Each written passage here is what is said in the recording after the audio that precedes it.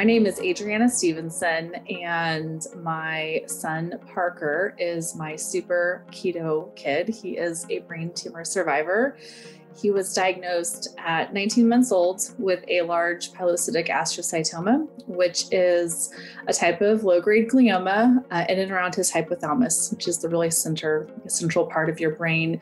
Very difficult to surgically resect. He did have major brain surgery at Medical City, Dallas, and our neurosurgeon was able to remove about 70% of his tumor the first time. And we were sent home with a watch and wait protocol. He was on steroids for inflammation. So all of his pictures from that time period, he's got that kind of chubby, like he just couldn't get enough to eat, and that super chubby face. And then right after he turned 2, we had our follow-up MRI. And it showed that the tumor not only grew back, but it was almost as large as it was when he was first diagnosed.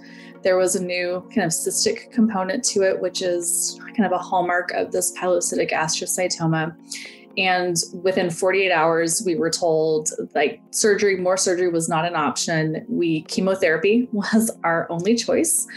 And we basically had a day to decide, but you don't really get a choice. You just kind of have to have a day to completely wrap your mind around it. And then he's in surgery for a port, and he's inpatient for the first round of chemotherapy. His protocol was 3 different chemotherapy drugs: carboplatin, vincristine, and temolizumab. And it was a 1.5 year, 18-month protocol, which is hard to wrap your mind around for a 2-year-old on top of everything. And after the first MRI, so I guess the first cycle of about 12 weeks, the MRI showed that there was very little change to the tumor. And I think maybe like a 9% reduction, very, very small, but it was a large, very solid tumor. And I remember our team being really enthused by that. And I wasn't, I was relieved because I felt like we'd at least stopped the growth. But it was the first time, so this was probably 7-8 months post-diagnoses, that I realized this isn't going away on its own. This is traditional treatment. We're looking at a lifetime of intervention at this point. And so that's when I kind of had the bandwidth to look for other options to support him while he was going through traditional interventions. And I actually found out about a therapeutic ketogenic diet from another mom on a Facebook group that for our type of tumor, for our low-grade glioma type of tumor. And I remember she called me on the phone, cold called me, this mom, and talked me through everything. And the incredible thing was her daughter, same exact type of tumor as Parker's, the same genetic mutation. We actually had it genetically tested, so we knew the exact mutation of it, which is great news also just for other type of alternative clinical trials down the road and things like that. But her daughter was about 1.5 years ahead of us, and her daughter's tumor was completely gone, completely resolved. And I couldn't believe that. So I thought, what the heck, let's give this a shot. And so it's just food, right? I had to kind of keep telling myself this over and over again. It's scary but at the same time, it's just food. And I just didn't want to do anything to harm him. But at the end of the day, it was for us eggs and avocado and coconut oil. And as simple as you can get, cream cheese pancakes that I made on repeat over and over again. And the first MRI after I had put him on this therapeutic ketogenic diet, while in conjunction with the chemotherapy, unbelievable. It showed that all of his post-surgical edema resolved. Our neurosurgeon was speechless. He'd never seen that before. The tumor was also 30% smaller at that point. And I knew that it was the diet on top of everything else. And so we kept him on this strict diet while he was in treatment, and his tumor is completely gone. And he's now, it's unbelievable, 3 years post chemotherapy. He just had an MRI over the Christmas break. And we weren't sure, because cancer is a tricky thing, right?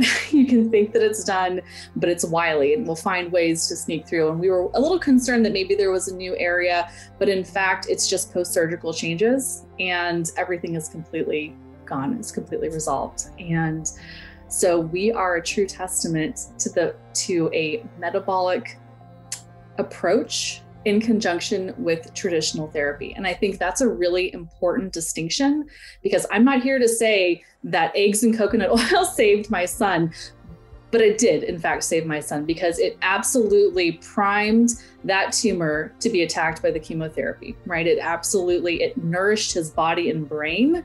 It protected those healthy brain cells while he was getting, unfortunately, these toxic substances pumped into his little body. And now he's an incredibly healthy kid. We don't have any long-term issues apart from the issues that he had from the tumor itself.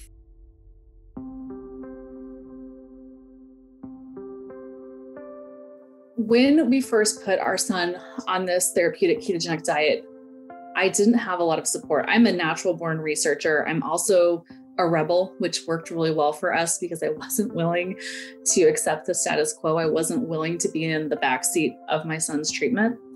And I think that's a really important thing I tell a lot of parents is you have to be in the driver's seat, because no one, and I mean no one, will care about your child like you do. Your doctors, they have good hearts, they mean well, but they don't know your child like you do, and they don't always know what's best for them either. Sorry, it's true. When I will say that I wasn't completely a newbie when it came to the ketogenic diet, in the sense that I was familiar with it from my own health journey, not necessarily just with keto, but just with food in general.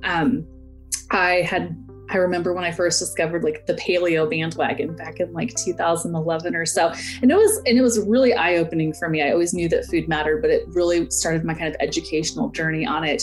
I did a Whole30 to get pregnant with Parker, actually, after a pregnancy loss. And I got pregnant with him the month after I did this Whole30. And I was like, this food matters. Food truly is medicine. So I was already a little bit, I don't know, maybe ahead of the curve because I had done this other work leading up to his diagnoses. But I really didn't understand its connection with cancer. And so I read the book Tripping Over the Truth by Travis Christofferson, who is a personal hero of mine. And I've told him that in person. But that book absolutely was the genesis for our entire journey with the metabolic diet, a metabolic approach to cancer.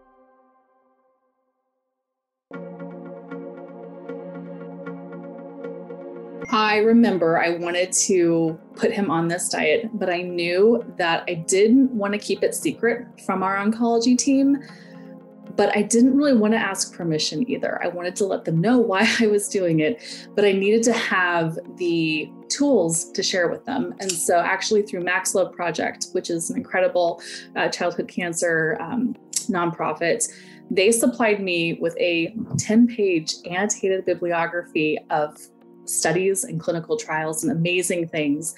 And I handed it to our oncologist. I waited till we met with the oncologist I knew would be receptive to it. And I said, I'm not asking permission, but I am letting you know why we're doing this. And he kind of took it and was like, okay, wasn't really like going to support it. He was a little bit familiar with a ketogenic diet for epilepsy in children. So that was good. He wasn't completely foreign to him. But that's all I said to our team. But I will say at the very beginning, when I had asked them about food, they told me just to let him be a kid, to let him eat whatever he wants. And I mean, truly, in these infusion centers for children, they're fed crap while they're literally getting toxic substances pumped into their body. It makes me livid, truly. And even before we put him on a ketogenic diet, I wasn't feeding him that kind of garbage either. But there was a lot of Dave's Killer Bread, unfortunately. And so that was a really big empowering moment for me because I had the research to back it up. Then I was able to connect with another mother who had done it, who kind of talked me through just kind of my fear factor over it. A therapeutic ketogenic diet is different than like diet culture ketogenic diet, right?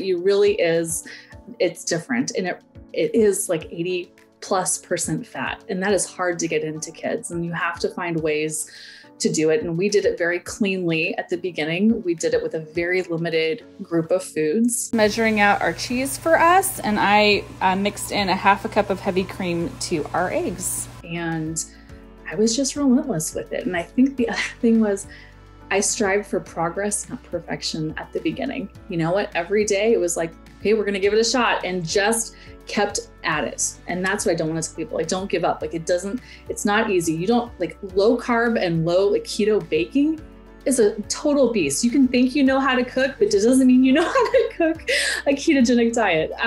But having just kind of a curious mind, showing yourself a lot of forgiveness and grace in that whole process, I think was one of the keys to our success. And also not giving up. I mean, something doesn't work this week. Well, you know what? Like your taste buds change, your palate changes, your digestion changes as well. And being open to kind of circling back on things, like things I wanted him to eat that he necessarily wasn't interested in at the beginning. We just find kind of ways to repackage it or ways to try it again a little bit later. So, I mean, I dedicated a couple years of my life to sharing our life about the food because I wanted other parents to know it is possible.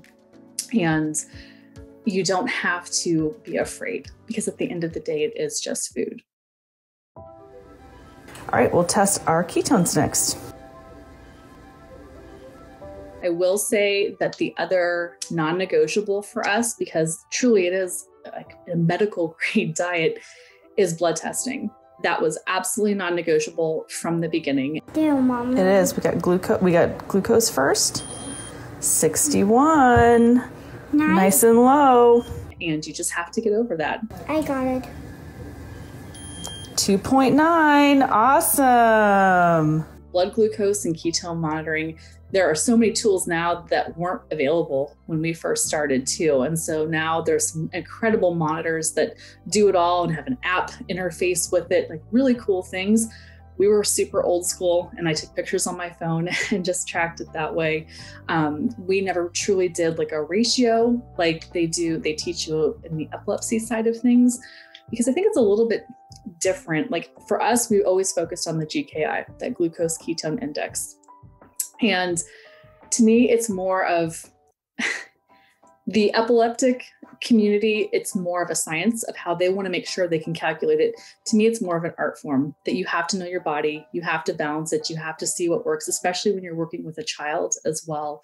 And I think a lot of people find that children are so much more metabolically flexible than adults are, and they adapt so quickly to it. They can get incredibly high ketone readings, blood glucose. They do amazing with it because they don't have decades of metabolic damage like the rest of us do. And so that's the thing too, is that it is like a fasting mimicking type of diet, but the incredible thing with most children is they don't have to fast to get those benefits of those numbers, those low numbers as well. So.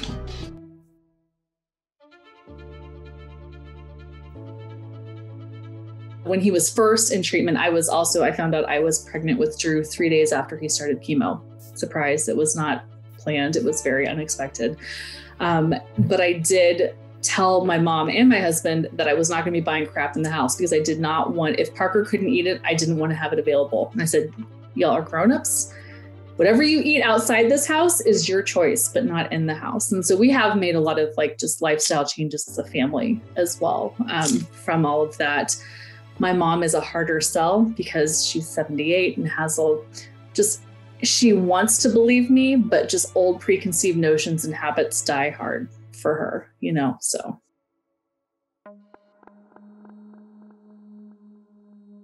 I also don't want to give the false impression that it is a cure-all or that it is the ultimate fix for everything, because it's not. And I will say I've had the privilege and honor of being really good friends with several families who have lost their children or are in the process of. Most of them are facing a really relentless type of pediatric brain tumor called DIPG, which is diffuse intrinsic pontine glioma. It is the only known brain tumor that has a 0% chance of survival. And so these families get this diagnosis and you're literally told you have 3 to 6 months with your child. And so a lot of them, they try to do radiation. Most of the times they don't even do chemo. They do radiation and steroids just to try to get a few more months. I will say that most of those families are desperate to try anything because you never want to accept that there's a 0% chance of survival. The women that I've had the privilege of becoming friends with, they both put their children on therapeutic ketogenic diet, and I was got to be a wonderful support system for them. And one of the things they talked about, not only a lengthening of their child's lifespan after diagnosis, but a quality of life as well, a quality of life improvement, because especially with radiation and things like that, much better results from it as well. So I will say that even when you're given an impossibly difficult diagnosis to accept, that there is still room for metabolic therapy alongside traditional treatment, because it can, in fact, aid in quality of life as well. So I think that is important, that it's not just, it's not a fix-all for everybody, and we were incredibly lucky that our son's diagnosis did have fairly good results long-term. However, with a lot of the different risk factors that he had, the location and his age and other things like that, most of these children that have this type of tumor end up being on chemotherapy and radiation and things like that for 5, 6, 7, 8 years, until ultimately it's those interventions that end up killing them, which is really tragic. I know you've talked with Miriam, and her son actually had the same type of tumor as my son. So people say, oh, you've got a low-grade glioma, you're the lucky ones. And you're just like, you think 10 years of chemotherapy and radiation is lucky? Like, what type of childhood is that? And our son's type of tumor is much more common. And so that's why I shared our story so publicly, is because if our son with this type of tumor could, with intervention, both traditional and with metabolic therapy, the outcomes of these kids could be just increased. It could be so much more positive for most of them. I mean, like, the fact is, like, we can never erase that he had to have 3 different types of chemo drugs for 1.5 years, but hopefully, knock on wood, he'll never have to have chemotherapy again, right? Because now it bought us time to do a lot of research and have a lot of research come out as well. And I think that's the thing, is that if he ever had growth again, because again, you just don't ever know, do you? If he ever had growth again, I have a laundry list of things in my back pocket that we would try before I tried more chemotherapy or radiation as well. So, and keto is always number 1 on that list. It's really painful for me because I follow a couple of other families who have Parker's diagnosis as well. And they, number 1, didn't opt to get surgery, which I do know that really helped as well, because we at least, we kind of made it angry which was good. We get kind of activated in the sense that we pissed off that tumor, and then we were able to kind of give it that 1-2 punch after it too. But one of the big issues especially with children's brains, is these large, dense, solid tumors. You end up pushing on the ventricles. It's why Parker has hemiplegia, on his right side. But a lot of these kids end up with shunts because they have hydrocephalus and long-term issues just from tumor size alone. Then you add on top of that literally endless years of chemotherapy. There's one family I've been following, and their daughter is on, I don't know, her 4th or 5th different type. And I mean, at some point I had to remove myself from it because it's too, you can't make people do things either, but saying, hey, this is what worked for us. Come talk to our neurosurgeon, come try this. And it's hard when every picture that they post is, oh, we are celebrating with ice cream sundaes and like Skittles and all this just shit. And it's really, but it's really painful to see that. Do you think they'd be more open to it if they heard it from their doctor? Yes, 1,000%.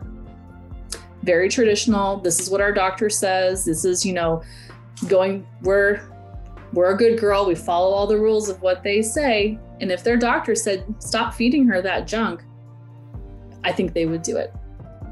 And that's the sad thing. Again, being a rebel has really paid off for me. It's a pain in the butt too, but still, you have to question it. You have to know yourself.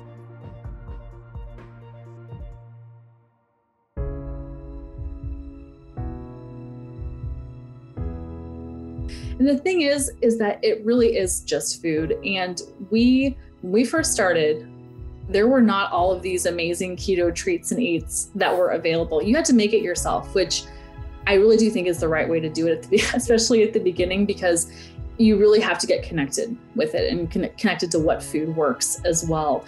But especially having kids, there are so many wonderful hacks now to get kids involved. And the thing is that it doesn't have to be perfect at the beginning. Like, as you know better, do better, but you can start right where you're at. Like, if it takes, especially with kids, if it takes low carb tortillas just to get them weaned off of 300 grams of carbs a day, then that's fine. Like, don't get so caught up in the moment. I think that's what parents don't want to hear too. They think it's going to be so difficult. They can't even imagine it. Their kid's already going through this horrible thing. Why would I do this other horrible thing to them?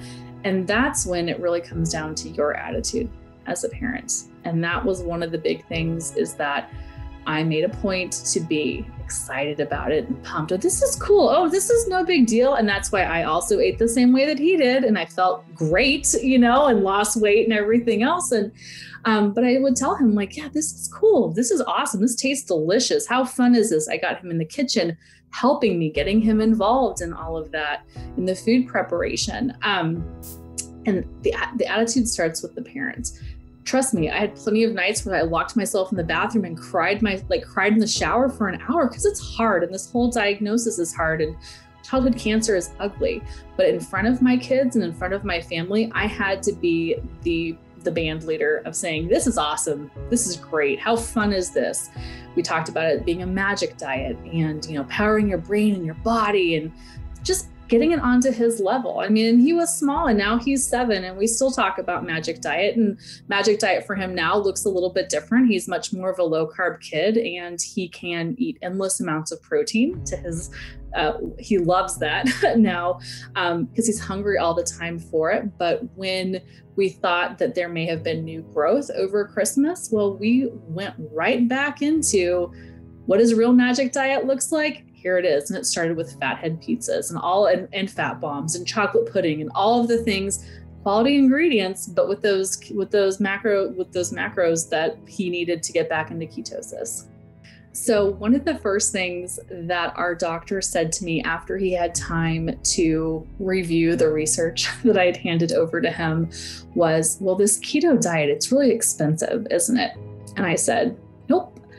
In fact, here's my list of what I buy at Costco in bulk. I said, in fact, Walmart is the cheapest place to buy Kerrygold butter you can imagine. I said, in fact, we save quite a bit of money because we don't buy a lot of prepackaged junk. So no, it's not an expensive diet. And I'm not joking. That was one of the first things he said to me. That was his preconceived notion about it. And so I would show him food and some of our menu things, and he was like, blown away by it. He's like, wow, you eat vegetables too? And I was like, yeah, we eat vegetables too. It was shocking. It was shocking to me. I was like, you can do a million things with zucchini and cauliflower. And surprise, he could even eat a few carrots on top of it too, and it was really amazing to kind of break down some of those preconceived notions that he had about it. You just can't care what other people think. And truly, at the end of the day, we weren't doing a ketogenic diet for vanity. We weren't doing it for any reason apart from saving our son's life, truly. And so when those are the stakes, who cares what people think? Who cares what people say behind their back? Like, that doesn't matter. I want to give my child a childhood, right? And if that means he can't have crap at birthday parties when he's in chemotherapy, well, then so be it. Like, I'll be that mom. You want to say it to my face? No problem. I mean, and I think that's what you have to encourage parents to do, that you have high stakes here. Who cares what everybody else thinks? Truly, at the end of the day, it doesn't matter. But that is an attitude shift and a mental shift that you have to come up with and stick with, right? If you're always worried about what other people think, well, then you're going to fail at it, right? Because it does go against the grain. It goes against what a lot of traditional doctors say as well, too. your friends aren't going to understand it. But I also think it's an incredible opportunity to educate people as well. And that's what I tried to do, even through like my personal friends and connections of, we're doing this and here's the reason why. Isn't that cool? Here are the books that I'm reading here, not just, it's Adrianna doing this crazy diet for Parker. It's, hey, there's real science behind it, and look at our results. Look at the results that we're getting. That's what matters.